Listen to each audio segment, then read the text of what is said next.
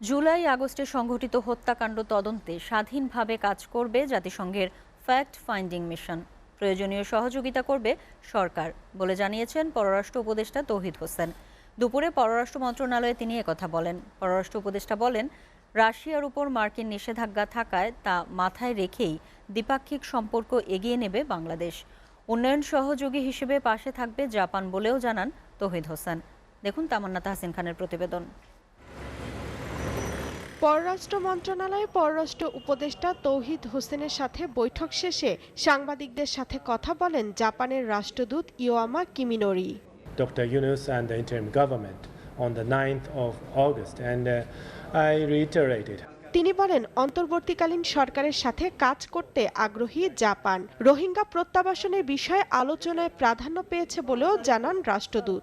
Together with the current government, in order to get the real tangible development of this country. পরে বৈঠক প্রসঙ্গে সাংবাদিকদের সাথে কথা বলেন পররাষ্ট্র উপদেষ্টা তৌহিদ হোসেন। তিনি বলেন, আর কোনো রোহিঙ্গা নেবে না বাংলাদেশ।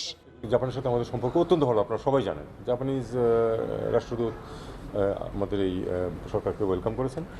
আমি তাদেরকে ধন্যবাদ দিয়েছি যে জাপান সম্বন্ধে বাংলাদেশে ইন জেনারেল একটা ভালো ফিলিং আছে এবং সেটা তারাও জানেন।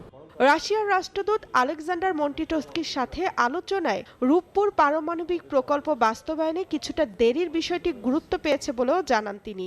যেহেতু রাশিয়ার বিরুদ্ধে স্যাংশন আছে আমাদেরকে, এবং আমাদের যা পজিশন, আমরা তো যুদ্ধ করতে যাব না কারোর সাথে, পারবো না।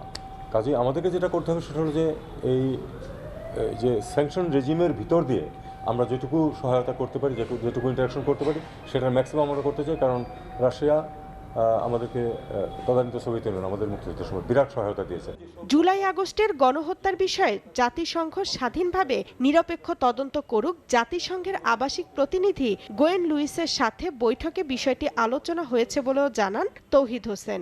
স্বাধীন যতই হোক না কেন, তারপরেও তো আমাদের ইনভলভমেন্ট থাকতেই হবে, কারণ এই সরকারও চায় যে একটা ট্রান্সপারেন্ট একটা ইনভেস্টিগেশন হোক এবং তার ভিত্তিতে আইনগত ব্যবস্থা নিয়ে শাস্তি দেওয়া হোক। কাউকে কিন্তু আরবিট্রারিলি বা সামারি ট্রায়ালের কোনো চিন্তা কিন্তু সরকারের নেই। আমরা পুরোপুরি আইন অনুযায়ী করতে চাই কাজটা। তামান্না তাহসিন খান, এসএ টিভি,